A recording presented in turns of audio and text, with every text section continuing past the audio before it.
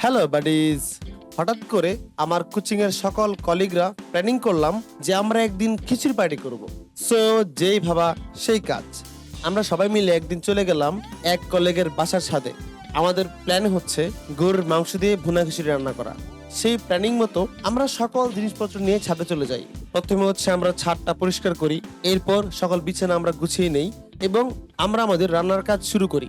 সকল ধরনের সবজিগুলা আমরা ধুয়ে কেটে রেডি করি, এরপর মাংসগুলো আমরা গুছিয়ে কেটে রেডি করি এবং তারপর একে একে আমরা সবকিছু রান্না করা শুরু করি। প্রথমে আমরা মাংস রান্না করি এবং এরপরে আমরা চাল এবং সকল সবজি ডাল সবকিছু মিক্স করে খিচুড়ি বসিয়ে দিই। আর এই সকল কাজ আমরা সবাই মিলেমিশে করতেছিলাম, আর কাজের মাঝখানে হাসি খুশি আড্ডা সবকিছু চলতেছিল। দুনিয়ার সবচেয়ে বেস্ট শেফ যদি কে একজন হয় তাহলে ওটা আমি না, মানে এতটুকু শিওর আর কি।